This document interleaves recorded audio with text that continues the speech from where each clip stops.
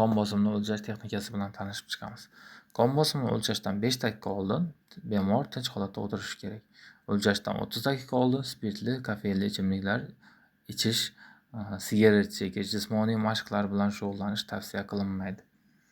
Manjetni qo'lga, kiyimsiz qo'lga qo'yiladi. Joylashtirilgandan keyin juda ham qisib yoki bo'sh qo'yilmaydi. Bitta barmoq sig'adigan darajada yelka sohasiga qo'yiladi. Tirsak bo'g'imdan 2-3 sm tepaga qo'yiladi. Manjet o'lchami to'g'ri tanlanishi kerak. Ba'zida yo'g'on qo'l, ba'zida ingichka qo'l bo'lishi mumkin. Shunga mos ravishda manjetalar mavjud. O'sha manjetani tanlab olish kerak. Bemorning qo'li stol ustida yoki bo'lmasa yurak sathida joylashgani maqsadga muvofiq. Manjeta qo'yilgandan keyin ichiga havo haydaladi. Bunda arteriyani yopadigan darajada havo haydalib bosim beriladi. Manjeta ichidagi havo taxminan 180-200 mm simob ustunigacha yoki bo'lmasa puls yo'qolgandan keyin 30-40 mm simob ustuni ochiqchasiga havo haydaladi. Keyin shovqinsiz va xotirjam holda bosimni asta-sekin tushiriladi. Shu vaqtda biz qo'lning braxial arteriyasi ustida stetoskop orqali tovushni tinglab turamiz. Bu korotkop tovushi deb aytiladi.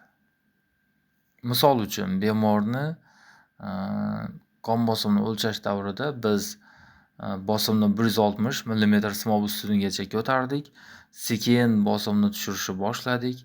O'sha vaqtda misol uchun 120 mm simob ustunida stetoskop orqali tovush eshitilishni boshladi. Bu sistolik qon bosimi hisoblanadi va ushbu tovush eshitilishda davom qiladi.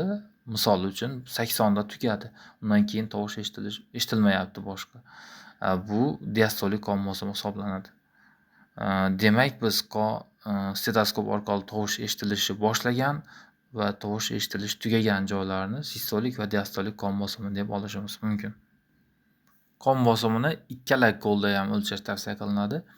Agar qaysi qo'lda baland ko'rsatkich olinadigan bo'lsa, bemorning qon bosimi baland ko'rsatkich bo'yicha hisoblanadi. Misol uchun 120-80, 140-100. Bitta qo'lda unaqa, bitta qo'lda boshqacha chiqdi. 140-100 baland, mana shu baland qon bosimi bemorning arterial qon bosimi hisoblanadi.